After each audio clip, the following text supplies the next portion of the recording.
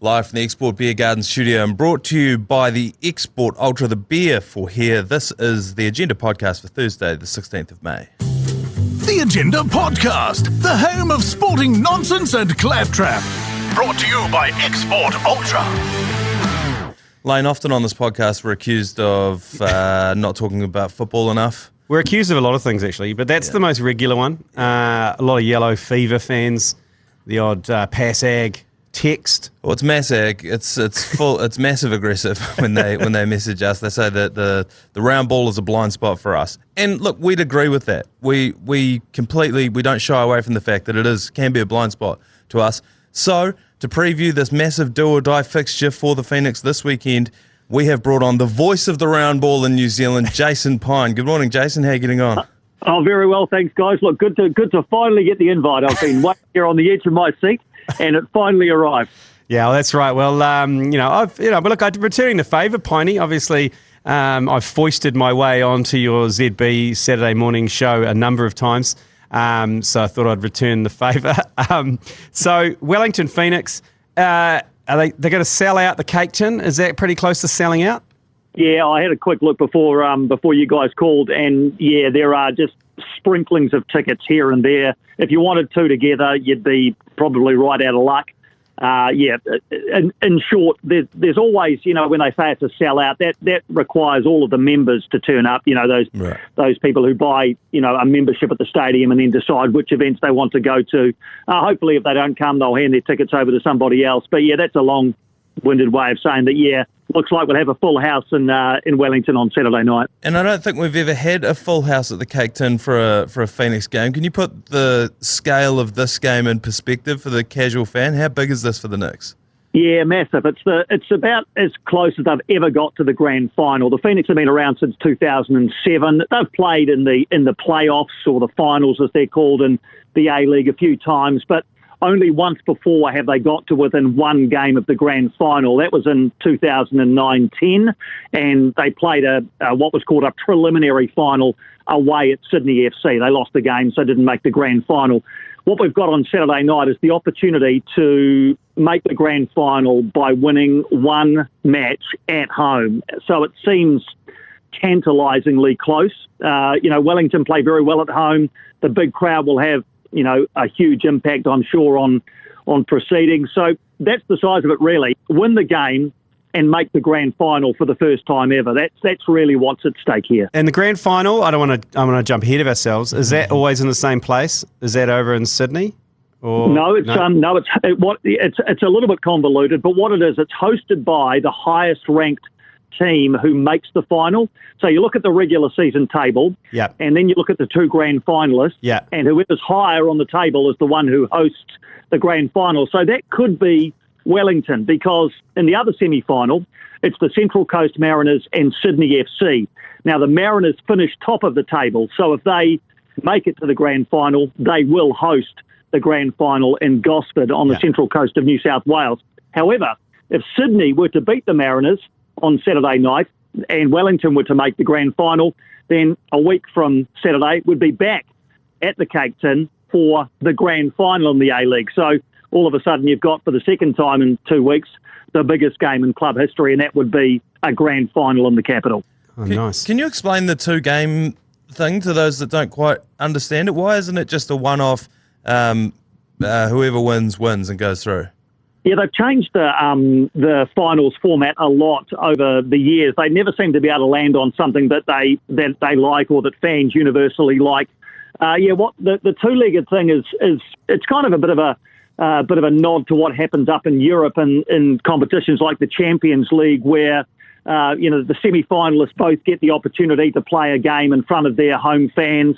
But really it's nothing more than making a 90-minute game a 180-minute game for me. It really, I kind of like the idea of one-off knockout games, and if you don't get the job done, then that's you. So effectively what happened the other night in Melbourne when that game was a 0-0 draw in the first leg was that we've reached half-time in the tie, if you like, and it's 0-0. So what it also does is it's okay, well, that game's done. It's now irrelevant. What we do have now is one knockout game on Saturday night. So yeah, the winner of a two-legged tie is the team that wins on aggregate across the two. So if you were to lose the first leg 1-0 and win the second leg 2-0, you'd go through 2-1 on aggregate. But yeah, that ceases to be important in this because the first leg was a 0-0 draw. What if you're tied on aggregate? Then what happens? We go to extra time, 30 minutes of extra time, and then if we're still tied after that, then it's the penalty shootout to decide who goes through to the grand final. Hey, Piney, just looking at obviously the Yellow Fever are the supporters group, the die-hard, long-suffering Phoenix support group. Is it classically Kiwi? Because they've got a good hardcore support group. You know, the kit's off, 10 minutes to go if they're in the lead. Around the head, you know, it's become kind of legendary. But the crowds throughout the year at the Caketin haven't been great. Is this classic New Zealand bandwagon jumping? Including us. We're doing a podcast specifically on the Phoenix now. They're just about to make the final. But it must be quite frustrating as a player to have 5,000 or 6,000 and then with a week to go, all the media are talking about it. The Caketin's sold out. I know they can't say anything bad about it, but it's classic Kiwi sports fan behaviour. Oh, totally it is, yeah. And look, everybody loves a good bandwagon. Yeah. You know, I mean, and you know, it's a lot easier to build hype around a team or a game when there's something pretty significant on the line, as there is this weekend. You're right about the crowds. They've been sort of in and around. Look, there's a hardcore of around 5 or 6 who will always turn up, come hell or high water, rain, hail or shine, and there's been a bit of all of that this season for the Phoenix. They'll turn up and they'll be there every week. It's the discretionary fan who will decide on a week-to-week basis whether they'll come along to watch the team or not. And at times throughout the season, that number has edged up towards the 10,000 mark. Yeah. But, you know, really it hasn't been much above that, apart from on the odd occasion. So I don't think, I mean, the players I know are really looking forward to the occasion. I mean, who doesn't want to play in front of a full stadium? Yeah, totally. But I don't think it's unique necessarily to Wellington Phoenix. You know, you look at Eden Park the other day when the Blues played the Hurricanes and 26,000 turned up. You know, if that's the Blues against the Western Force or someone, maybe half the people turn up. So, yeah, I think fans will come for an occasion. Yeah. And that is certainly what we've got coming up on Saturday. That's quite frustrating, isn't it? Because Manaia and I, we've spent a many few hours on this podcast discussing how to get people back in the stadiums. And, you know, and it's obviously not unique to Union or football. So we're not going to answer it on this podcast, Piney, but well, we'll try. We'll try. Oh shit, we'll try. Don't worry about that. Hey, before we take a quick break, Piney, I've got Manaia and I. Obviously, you know, we're known around the office, around the traps, as knowing everything about sport. And you know, a lot of people come up to us. You know, particularly. People from ZM, real bandwagoners, they'll be watching on Saturday and having watched no football all year, and ask us for, you know, some names around the water cooler. What can we drop around the water cooler that's going to make us sound like we know what we're talking about? Oh, this is brilliant! I love these. Yeah, little water cooler hacks. Yeah, love it. You could. I mean, a couple of things I can give you straight away. You can talk about the coach, and I don't know whether you've caught wind of the coach, Giancarlo Italiano. Is that a made-up name, Piney? Come on. You can't... That is like... Is he from Italy? I think he's got Italian heritage, yes. Giancarlo Italiano. Yeah. Sounds like a restaurant, doesn't it? Yeah, it does. Just get Giancarlo Italiano and have some fettuccine or whatever it might be. So he's come in. He's never been a head coach before. He's been an assistant coach. He's been an analyst, has been an analyst at Wellington Phoenix and an assistant coach for the last couple of years. So he is a rookie head coach. So one thing you could say is, isn't it amazing that a rookie head coach has taken the Phoenix to a place they've never been before? You know, a succession of pretty highly credentialed coaches, the likes of Ricky Herbert. You know, we all know what an icon he was. Sticky Ricky. And the very first coach of the Phoenix. You know, he took them to playoff football, but never to a grand final. So, you could drop in, Giancarlo Italiano. Of course, he's the chief. We all know him as the chief.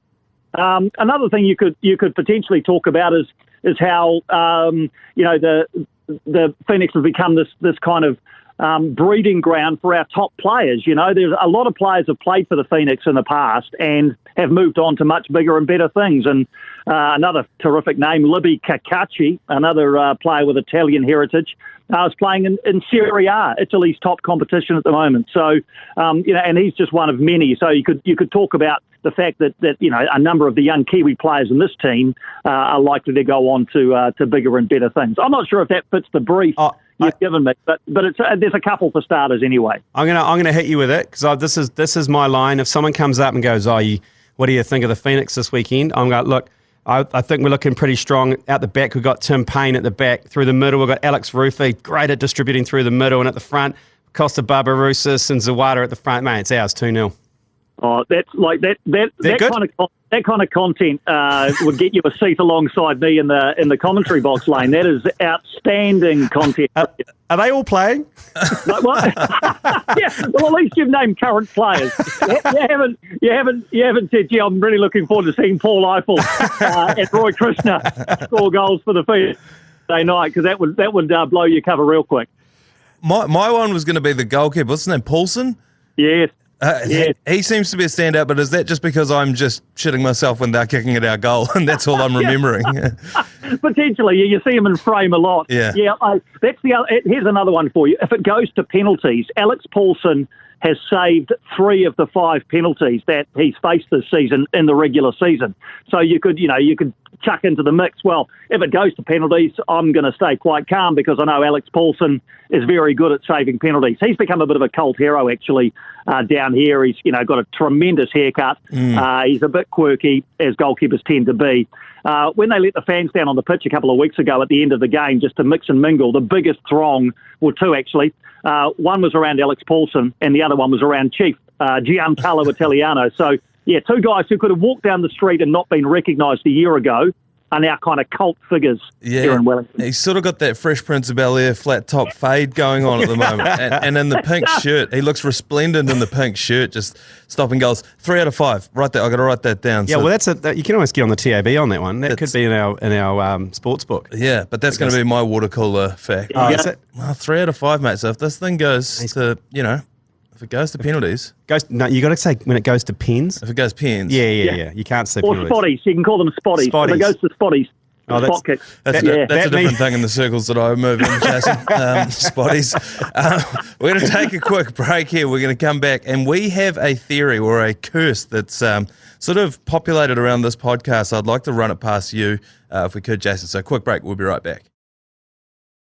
So on this podcast, Jason, I don't know if you're aware of this. We've got a thing known as the G-Lane curse. And this, yes, I'm aware of it. You are aware of it? Yes, I am. So this dates all the way back to like 2007, I think, are some of the earliest documented cases of this? No, I think it goes all the way back to the 1992 Cricket World Cup semi-final Pakistan Black Caps, which I was at. Yeah. So it's a long history of Mike Lane being present for some of New Zealand's greatest sporting failures. And the curse is only in effect when he leaves Auckland to support a team that he supports. Now, the Melbourne Victory have been throwing money, opening the checkbooks, offering to fly Lane down to Wellington to support his beloved Phoenix in hopes that it will impact the game. How much stock or credence do you put into the Grim Lane curse? Should we be doing everything we can to stop him from getting on that plane?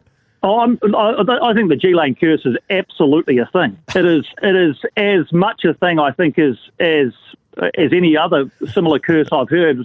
What I've heard is that there will be roadblocks set up on State Highway 1, stopping you at about Palmerston North Lane if you try and get in by road. And then on the, at the airport, should you try to land in Wellington and be a part of this, you'll be turned away, probably subject to a cavity search as part of it as well, and then turned back. So, look, there's no point trying to get here, mate. You'll just have to watch it on... I know the curse doesn't necessarily extend to watching a game on television, so I think you should be okay to do that, but you'll never get anywhere close to the Caketin on Saturday night. Yeah, see, this is where potentially I might be able to sneak in because my friends at the Victory have flying me into Blenheim, driving me up to Picton and putting me on the ferry. And they are going to they said they're going to put me in the back of an articulated lorry and surround me with the finest fruits of Marlborough and get me into Wellington that way. So look, you're going to have to man the ports as well, I'm afraid, Piney. Because look, it's a pretty tempting offer. It's flights, accommodation. Scuttle the Inter-Islander.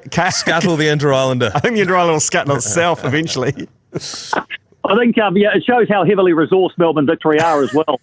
Compared to Wellington Phoenix, who would never be able to afford such luxury.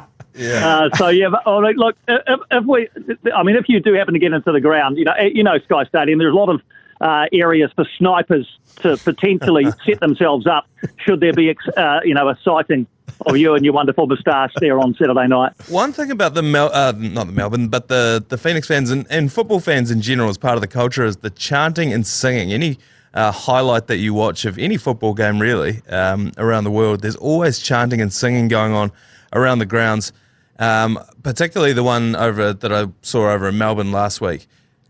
How do we bring that to other sports around New Zealand, Piney? Because we are such boring fans, Kiwis. We sit there and we clap politely, and otherwise you just sit down, shut up and watch the game. How do we bring a bit more of that into New Zealand sporting stadiums? I'm not really sure that you can necessarily do it by design. It kind of almost has to happen, I hate this phrase, but it has to happen organically. Yeah. And football fans are known, as you say, around the world as being fans who stand up and sing and chant through a game.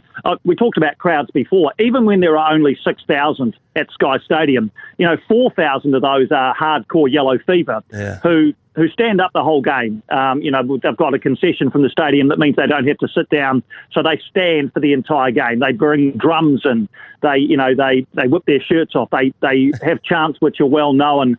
And have sort of developed over time. But you're so right. I mean, we've all been to All Blacks tests where it's absolutely jam-packed.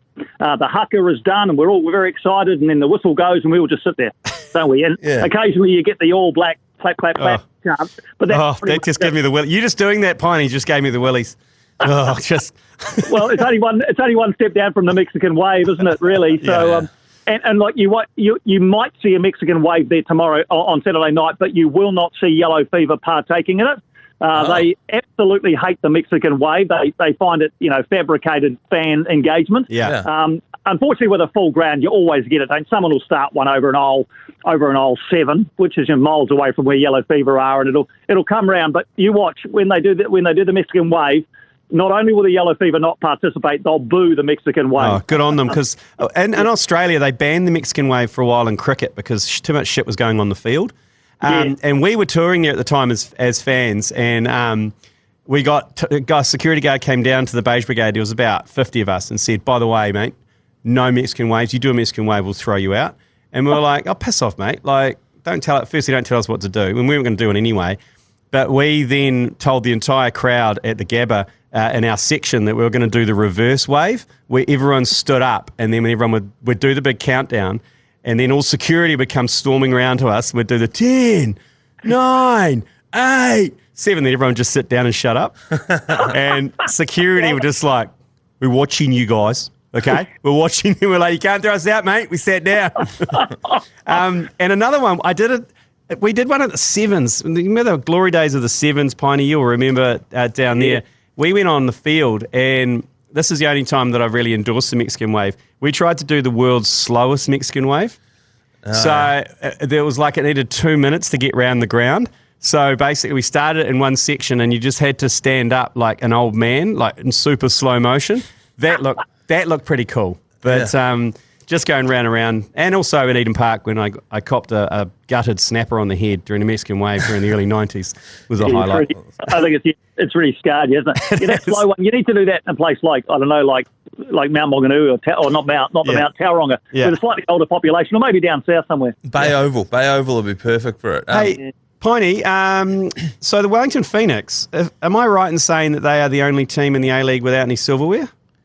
That's right, yes. That is absolutely right. They don't have a single piece of silverware, a cup, not a plate, a couple of wooden spoons, but nothing in the way of a trophy of any kind. They've never made a grand final. They've never won. The way it works is there's the Premier's Plate, which is the regular season winner, and they were 2 points away from winning that this season. And then there's the A-League Championship, which is the which is obviously the grand final winner. Wellington have never won either of those two things. They've never even won a pre-season tournament. So, yeah, absolutely bare the trophy cupboard at Wellington Phoenix.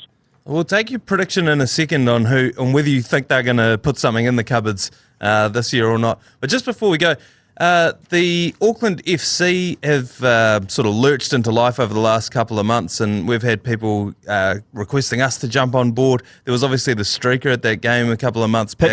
Pitch invader that we thought was a bit forced fun. You were talking about the forced fun with the fake chants and that kind of thing. That's sort of what we reacted to as well. I think there is becoming not to use the word, but an organic groundswell now for the Auckland FC. I think Aucklanders are getting in behind it. Where do you see them fitting into the New Zealand sporting landscape, and how much do they impact? Like, will there be a genuine rivalry between them and the Phoenix when they come in?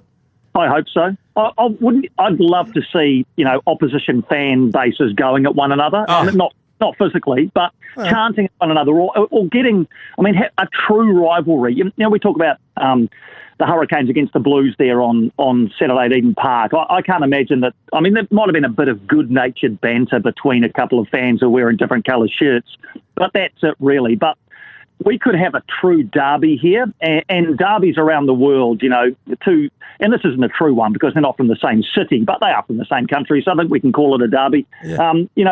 Like a genuine rivalry which can be built upon. I was talking to the chief, Giancarlo Italiano, the other day, and he said, look, when Auckland FC come in, I'm going to do everything I possibly can to stoke this rivalry, to make it, an occasion that people want to come along to and be a part of. So I think the derby matches will be great. But as far as a wider question is concerned, fantastic that there's another professional sports team in New Zealand, another pathway for young players, both men and women, to get involved in the game. But I think what everyone is really looking forward to is the first time these two teams meet in Auckland, but also in Wellington, because I tell you what, when they play for the first time, it'll probably be in Auckland. I think that's what they should do to give but I think there'll be several hundred, if not 3,000 or 4,000 yellow fever will go to that game and make a heck of a noise and almost force Auckland FC to respond in kind with their obviously newer fan base. So I can't wait for them to arrive.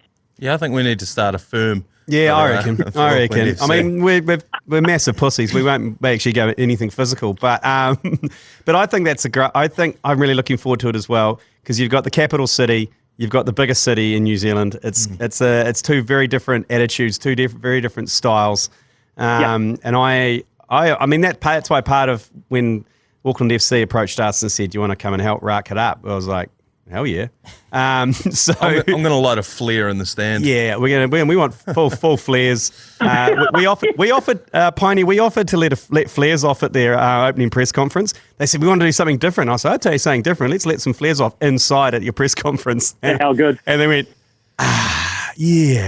maybe not that. We'll get back to you. I think Chiefy Giancarlo needs to start a scrap with the other coach of the Auckland FC. I don't know if that's been announced yet who that is, but before he can start that fight, he's got to fight this weekend to win. Piney, 6:30 p.m. Sky Stadium, the Caketin. It's going to be sold out. How do you see this one playing out? Yeah, games between these two have been very cagey all year. A 0-0 draw, a 1-0 win, and a couple of 1-1 draws. So there's nothing between them. So this ain't going to blow out. No team's going to win it 3 or 4-0. In fact, it could come down to a moment or a mistake or just something inspirational from one of these two teams. Wouldn't be at all surprised if it goes the full way through extra time to penalties, and then Alex Paulson, as we know, 3 from 5 might come into play there. I've got Wellington winning it for a couple of reasons. I'm very biased, but also because I think the home crowd will play a part.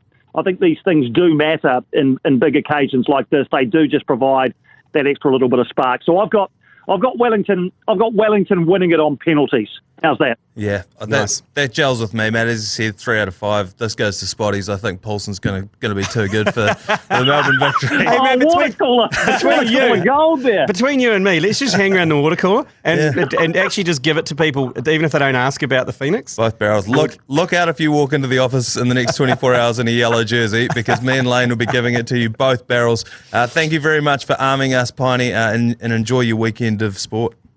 Love it, boys. Thanks, Pete. Thanks, Piney. See you, mate. All right, well, that was for anyone who says that we don't talk enough about football. Yeah, you know what? Turn around, bend over, take that. Now, we've had so many voicemails come through this week. Oh, God. And the majority of them have been around the Pinot Noir's penance. Yes. What Matt Heath or potentially anyone else in the Pinot Noirs should do to try and lift the curse. Now, I believe Heath is going to come on the podcast tomorrow. Yeah. So I've stored those. Okay. So if you've sent those in and you're wondering why we're not reacting to them, it's only fair that he's here when we play those. Yeah, absolutely. Yeah, he needs to hear it. Yeah. Now, I don't know if he didn't leave on the best of terms This is true. on Monday. We welcome him back with open Oh, arms. yeah, look, it's an open door. Yeah. Open door policy. So if he's there tomorrow, we'll play them out for him to hear. And keep if them coming. And if he's not, we're going to play them anyway.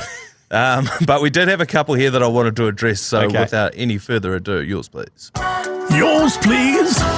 Brought to you by Leader, home of the lasagna topper. Just the two, but they span the breadth and depth of yours please voicemails. Okay. In terms Oh, of God. topics of discussion. So first one here, caller yours please. Yeah, okay, lads. Hey, with the Olympics coming up, it's just got me thinking, what current league or union players do you think could compete there? A few things come to mind when I think about it. I think David Fafita, he'd probably go pretty well in the gymnastics. I suppose he's got a pretty sweet backflip on him. I know a few of our props would do all right in weightlifting. Yeah, thoughts? How would union or league players go in the Olympics and what events? Cheers, lads.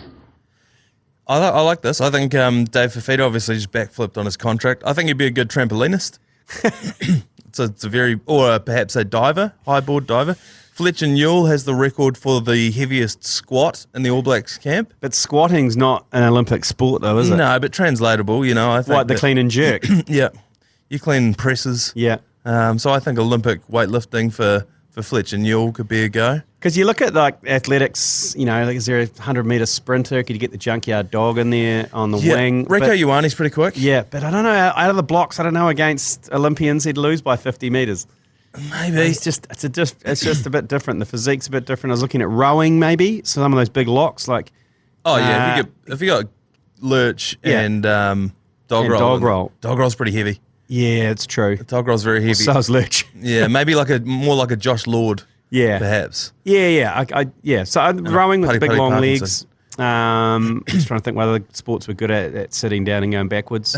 Yeah, we are very good at sitting down and going backwards. I think that Dallin Watene-Zelezniak would be a great either high jumper or long jumper. Some sort of jump. Perhaps a triple jump. Andrew Hoare at the trap shooting Yeah. with the clay birds. Yes. Yeah. So that was a gun. Yeah, not the club. Oh, was it a club? He didn't shoot them, did he? I don't know. Did he shoot the seals or club them? As far as I know, he didn't do either. So I wouldn't chuck either of those in there. Yeah, I guess Oscar Pistorius in the claybird shooting as well, if that's how we're going to go with this. Yeah, but he's not a league player or a rugby player. Yeah, is no, he? that's a good point. Who else has some incredible physical attributes that would go well in another sport? I'm thinking... Because in cricket, you can go, because traditionally someone who can throw a cricket ball quite far is traditionally quite good at javelin. It's the same kind of motion as throwing a cricket ball. Yeah. So if you throw it out to kind of cricket players as well, you could probably... Oh, you've got javelins. Yeah. Adam Fanua-Blake would be a great wrestler. Oh, yeah. Yeah, Yeah, league players would be good wrestlers, full stop, I reckon. They are, yeah. Yeah. I mean, wrestling is part of their training. Yeah. So, yep, I think anytime you got one of them in there, Mitch Barnett would be quite tough to deal with on the wrestling mats. Anyone good at riding horses? You know? From the rugby league. Yeah, rugby union. What was our man who shacked up with the princess? Tyndall? Tyndall. Tyndall. Yeah, stick him in the equestrian. Yeah. I think Zara, she came Zara. she came like 10th at badminton. She's actually not a bad equestrian rider, but You'd hope so But if I all don't you- know about him. Yeah, well, His nose has been fixed though. Did you see that? His nose. Oh, yeah? Because his nose was just completely bungoed around the side of his face. Yeah. Old Tyndall. He's had was full part of his plastic charm. surgery and he's got a normal nose now. whenever I find out that a royal is really good at horse riding, I'd be like, you'd fucking hope so. All you do, like, you have access to all of the resources. When one of them cracks the Super League for a rugby league over there, then I'll be impressed, you know? Because if when you're waking up and... Run it straight, Harry. Yeah, that's right. When you're waking up in silk sheets, it's hard to get out there to training in fucking Huddersfield. So yeah, I don't know. Hopefully that sparks a few more ideas. Somebody will be screaming at their device right now. Don't let your screams go into the void. Hit the little microphone button on your iHeartRadio app and send us in a voicemail, just like this person has. Caller, yours please. G'day boys, Chris Beacock here. Bit of a hot take. What's your thoughts on Samantha Hayes getting the good old girls out for the last ever showing of News Hub before it closes down? Also, hey Manaia, fuck Canterbury. Hooroo. Oh, just the whole province there. Normally it's just South Canterbury. The whole district. Couple of things. Samantha Hayes isn't really going anywhere. So she's hosting the new news product that's going to be on TV3. So if she got the puppies out, the next night she's going to have to turn up again. Oh, I thought he meant when he said the old girl. I thought he was saying like get Hillary Barry on there. Oh, no. Or like Tony Marsh or people that had been on News Hub. Get the old girls. Yeah, and out. then they all get their cans out. I walked into that one. No, I think that's absolutely disgusting. Don't send us that kind of stuff again, and fuck whatever district that you're from. Yeah, look, I mean, I know the sentiment is there to go out with a bang. Yeah. And I'm a big fan of that. Is if you're going to go out in a massive ball of flames. Yeah. I'm a huge fan of that. But the thing is, Samantha Hayes. Look, wouldn't put it past Mike McRoberts getting the tackle out. As he should. Because he's leaving it. He should just flop that out in the desk. Boom. Full Verdonk styles, and then just walk off into the sunset. Problem with Samantha, she has to turn up on the Monday. Yeah, that's right. To then present the news again, and everyone would have gone, you kind of just got your... We all remember what you did just then. So I don't think she's going to... that's pretty unrealistic, but I think you should definitely target Mike McRuru, McRoberts to get the Franks out. All right, start the petition now. We're going to knock it on the head for now. We're off out to film a exciting video series with the TAB. Keep your eyes on our socials for this. It's more related just about humiliation, isn't it? Yep. Public humiliation. What are the odds of that? We'll be back tomorrow with Carl from the TAB for the ACC Sportsbook, as well as the regular programming on the Agenda podcast as well. Other than that, enjoy your Thursday, and we'll see you tomorrow. You've been listening to the ACC's Agenda podcast, brought to you by Export Ultra. For more episodes, like and follow on iHeartRadio or wherever you get your podcasts.